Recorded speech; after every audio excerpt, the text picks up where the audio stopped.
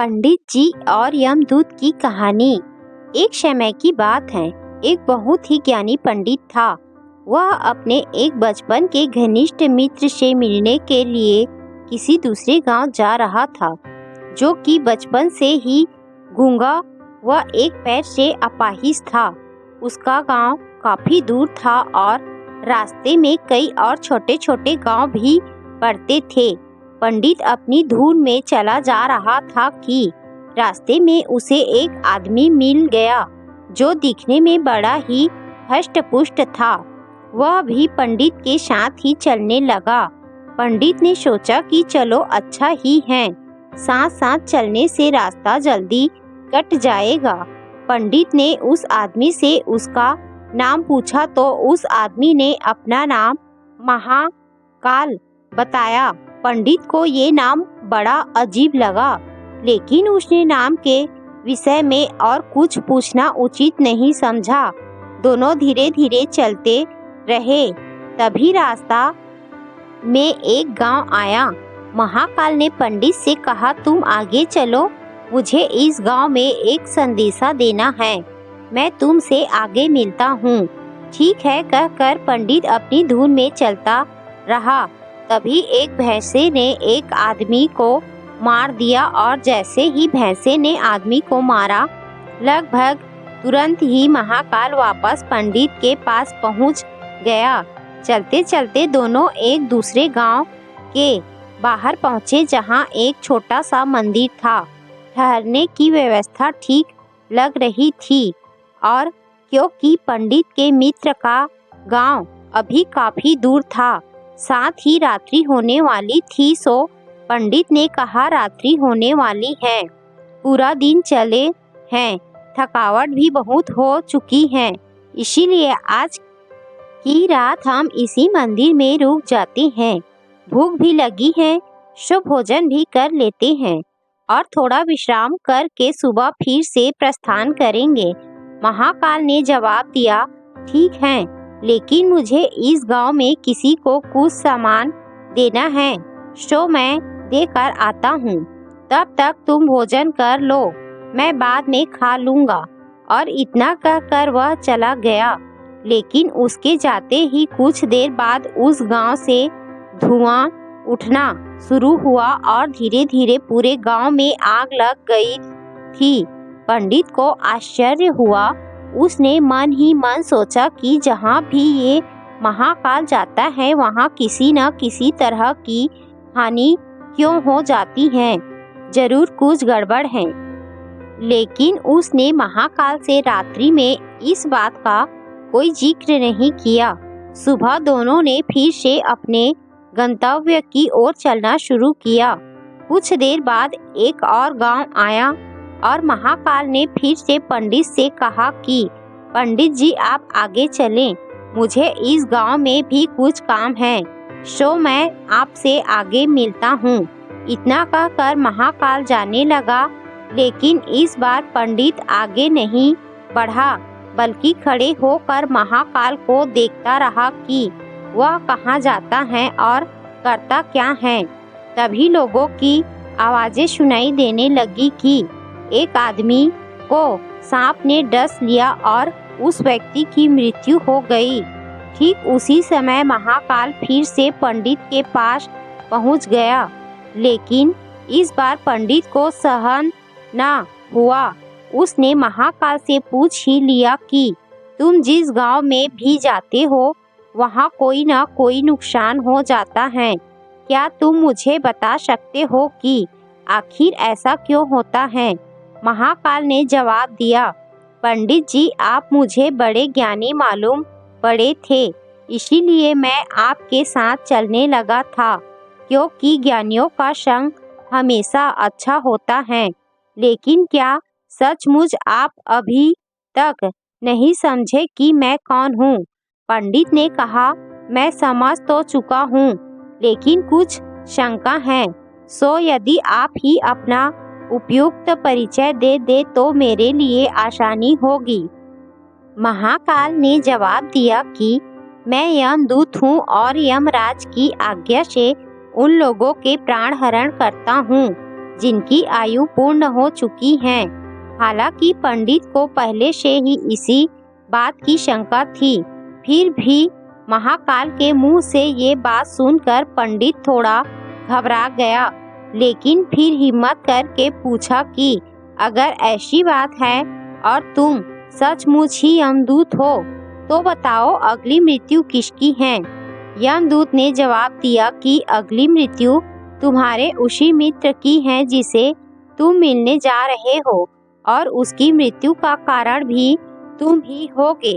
ये बात सुनकर पंडित ठिठक गया और बड़े पशोपेश में पड़ गया कि यदि वास्तव में वह महाकाल एक यमदूत हुआ तो उसकी बात सही होगी और उसके कारण मेरे बचपन के सबसे घनिष्ठ मित्र की मृत्यु हो जाएगी।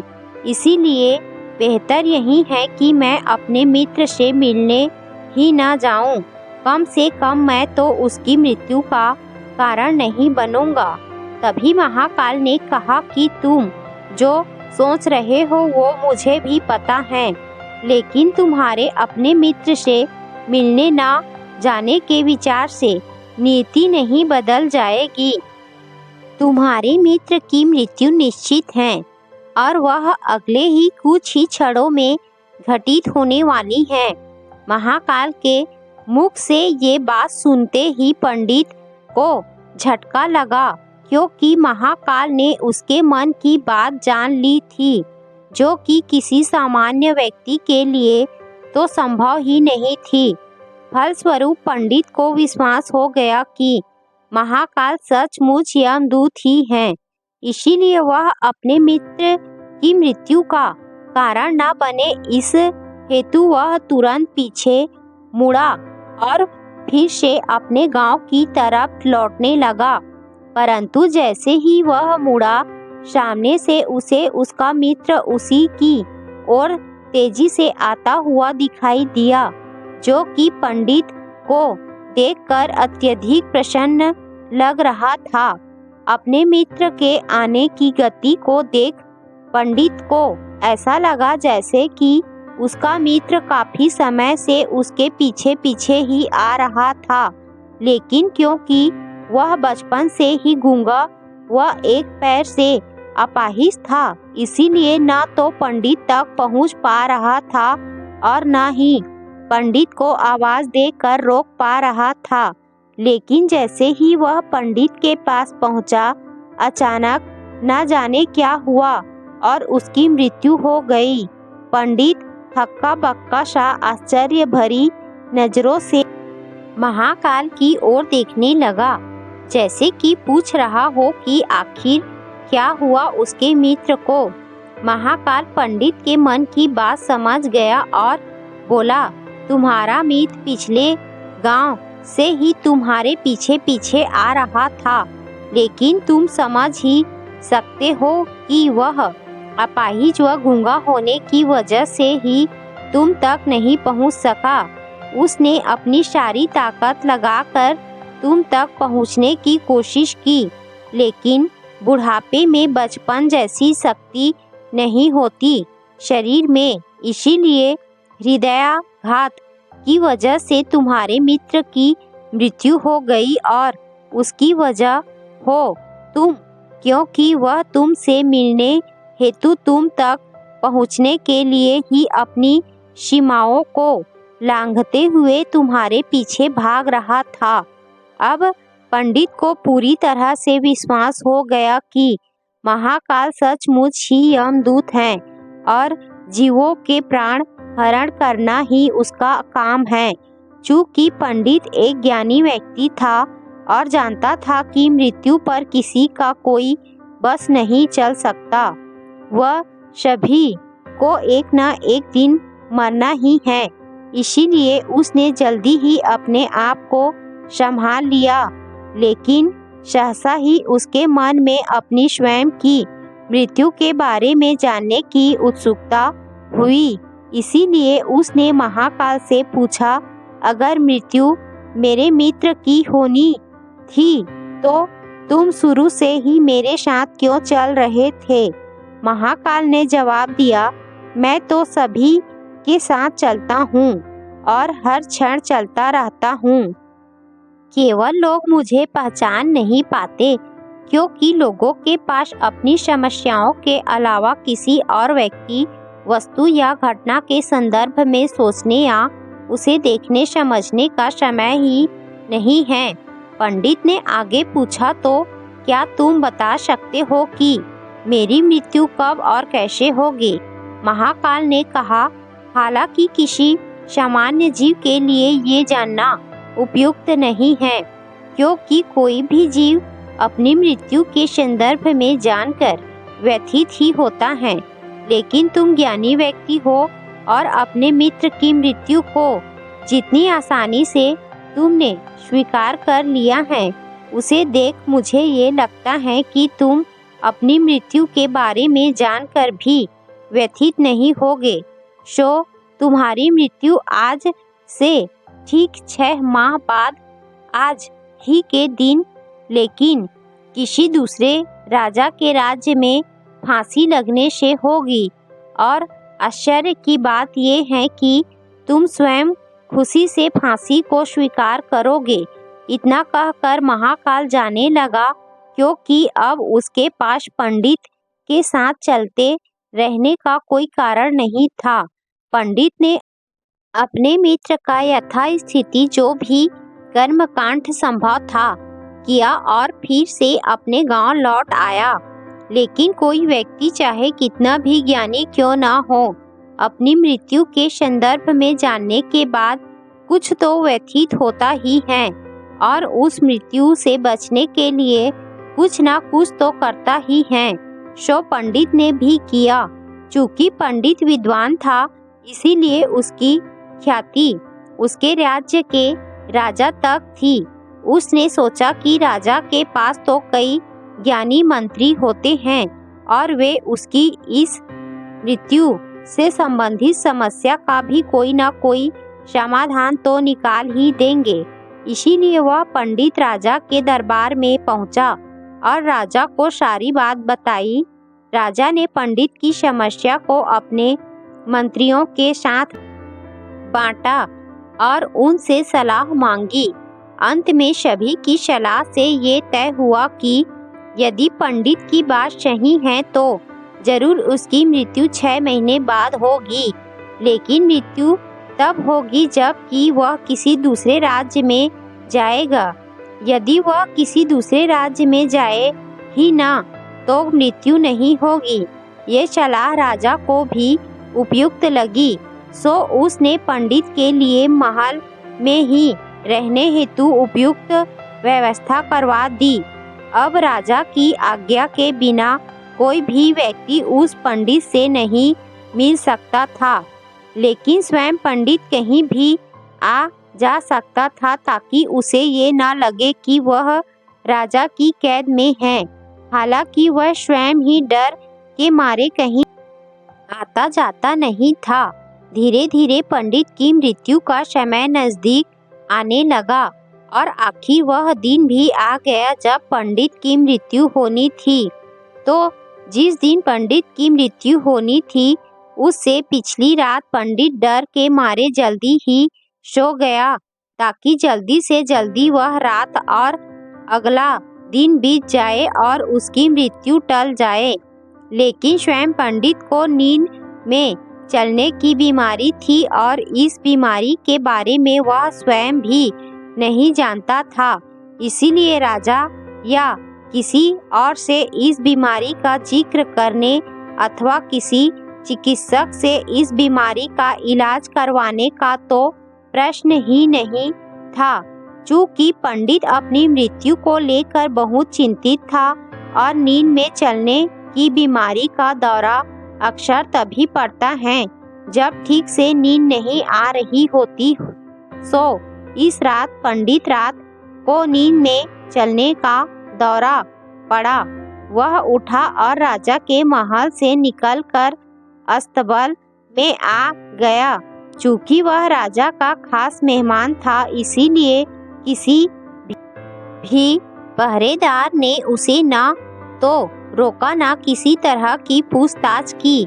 अस्तबल में पहुंचकर वह सबसे तेज दौड़ने वाले घोड़े पर सवार होकर नींद की बेहोशी में ही राज्य की सीमा से बाहर दूसरे राज्य की सीमा में चला गया। इतना ही नहीं, वह दूसरे राज्य के राजा के महल में पहुंच गया और संयोग हुआ ये कि उस महल में भी किसी पहरेदार ने उसे नहीं रोका, ना ही कोई पूछताछ की, क्योंकि सभी लोग रात के अंतिम प्रहर की गहरी नींद में थे। वह पंडित सीधे राजा के शयन कक्ष में पहुंच गया। रानी के एक ओर उस राज्य का राजा सो रहा था, दूसरी ओर स्वयं पंडित जाकर लेट गया। सुबह हुई तो राजा ने पंडित को रानी की बगल में सोया हुआ देखा। राजा बहुत क्रोधित हुआ। पंडित को गिरफ्तार कर लिया गया। पंडित को तो खुद ही समझ में ही नहीं आ रहा था कि वह आखिर दूसरे राज्य में और सीधे राजा के ही शयन कक्ष में कैसे पहुंच गया। लेकिन वहां उसकी सुनने वाला कौन था? राजा ने पंडित को राज दरबार में हाजिर करने का हुक्म दिया। कुछ समय बाद राजा का दरबार लगा, जहां राजा ने पंडित को देखा और देखते ही इतना क्रोधित हुआ कि पंडित को फांसी पर चढ़ा दिए जाने का फरमान सुना दिया। फांसी की सजा सुनकर पंडित कांप गया। फिर भी हिम्मत कर उसने राजा से कहा कि महाराज, मैं नहीं जानता कि मैं इस राज्य में कैसे पहुंचा। मैं ये भी नहीं जानता कि मैं आपके शयन कक्ष में कैसे आ गया और आपके राज्य के किसी भी पहरेदार ने मुझे रोका क्यों नहीं। लेकिन मैं इतना जानता हूँ कि आज मेरी मृत्यु होनी थी और होने जा रही है। राजा को ये बात थोड़ी अटपटी लगी। उसने पूछा, तुम्हें कैसे पता कि आज तुम्हारी मृत्यु होनी थी? कहना क्या चाहते हो तुम? राजा के सवाल के जवाब में पंडित से पिछले 6 महीने की पूरी कहानी बता दी और कहा कि महाराज, मेरा क्या किसी भी सामान्य व्यक्ति का इतना साहस कैसे हो सकता है कि वह राजा की उपस्थिति में राजा के ही कक्ष में रानी के बगल में सो जाए। ये तो सरासर आत्महत्या ही होगी और मैं दूसरे राज्य से इस राज्य में आत्महत्या करने क्यों आऊँगा। राजा को पंडित की बात थोड़ी उपयुक्त लगी, लेकिन राजा ने सोचा कि शायद वह पंडित मृत्यु से बचने के लिए ही महाकाल और अपनी मृत्यु की भविष्यवाणी का बहाना बना रहा है। इसीलिए उसने पंडित से कहा कि यदि तुम्हारी बात सत्य है और आज तुम्हारी मृत्यु का दिन है, जैसा कि महाकाल ने तुमसे कहा है, तो तुम्हारी मृत्यु का कारण मैं नहीं बनूंगा। लेकिन यदि तुम झूठ कह रहे हो तो निश्चित ही आज तुम्हारी मृत्यु का दिन है। चूंकि पड़ोसी राज्य का राजा उसका मित्र था, इसीलिए उसने तुरंत कुछ सिपाहियों के साथ दूसरे राज्य के राजा के पास पत्र भेजा और पंडित की बात की सत्यता का प्रमाण मांगा। शाम तक भेजे गए सैनिक फिर से लौट आए और उन्होंने आकर बताया कि महाराज, पंडित जो कह रहा है वह सच है। दूसरे राज्य के राजा ने पंडित को अपने महल में ही रहने की संपूर्ण व्यवस्था दे रखी थी और पिछले 6 महीने से ये पंडित राजा का मेहमान था। कल रात राजा स्वयं इससे अंतिम बार इसके शयन कक्ष में मिले थे और उसके बाद ये इस राज्य में कैसे पहुंच गया, इसकी जानकारी किसी को नहीं है। इसीलिए उस राज्य के राजा के अनुसार पंडित को फांसी की सजा दिया जाना उचित नहीं है। लेकिन अब राजा के लिए एक नई समस्या आ गई। चूंकि उसने बिना पूरी बात जाने ही पंडित को फांसी की सजा सुना दी थी, इसीलिए अब यदि पंडित को फांसी न दी जाए तो राजा के कथन का अपमान हो और यदि राजा द्वारा दी गई सजा का मान रखा जाए तो पंडित की बेवजह मृत्यु हो जाए। राजा ने अपनी इस समस्या का जिक्र अपने अन्य मंत्रियों से किया और सभी मंत्रियों ने आपस में चर्चा कर ये सुझाव दिया कि महाराज, आप पंडित को सच्चे सूत के एक धागे से फांसी लगवा दे। इससे आपके वचन का मान भी रहेगा और सूत के धागे से लगी फांसी से पंडित की मृत्यु भी नहीं होगी, जिससे उसे प्राण भी बच जाएंगे। राजा को ये विचार उपयुक्त लगा और उसने ऐसा ही आदेश सुनाया। पंडित के लिए सूत के धागे का फांसी का फंदा बनाया गया और नियमानुसार पंडित को फांसी पर चढ़ाया जाने लगा। सभी खुश थे कि ना तो पंडित मरेगा, ना राजा का वचन झूठा पड़ेगा। पंडित को भी विश्वास था कि सूत के धागे से तो उसकी मृत्यु नहीं होगी, इसीलिए वह भी खुशी खुशी फांसी चढ़ने को तैयार था, जैसा कि महाकाल ने उसे कहा था। लेकिन जैसे ही पंडित को फांसी दी गई, सूत का धागा तो टूट गया, लेकिन टूटने से पहले उसने अपना काम कर दिया। पंडित के गले की नस कट चुकी थी उस सूत के धागे से और पंडित जमीन पर पड़ा तड़प रहा था। हर धड़कन के साथ उसके गले से खून की फुहार निकल रही थी और देखते ही देखते कुछ ही क्षणों में पंडित की शरीर पूरी तरह से शांत हो गया। सभी लोग आश्चर्यचकित हक्के बक्के से पंडित को मरते हुए देखते रहे। किसी को विश्वास ही नहीं हो रहा था कि एक कमजोर से सूत के धागे से किसी की मृत्यु हो सकती है, लेकिन घटना घट चुकी थी। नीति ने अपना काम कर दिया था। जो होना होता है वह होकर ही रहता है। हम चाहे जितनी सावधानियां बरते या चाहे जितने उपाय कर ले, लेकिन हर घटना और उस घटना का सारा ताना बाना पहले से निश्चित है, जिसे हम रत्ती भर भी इधर उधर नहीं कर सकते। इसीलिए ईश्वर ने हमें भविष्य जानने की क्षमता नहीं दी है, ताकि हम अपने जीवन को ज़्यादा बेहतर तरीके से जी सकें।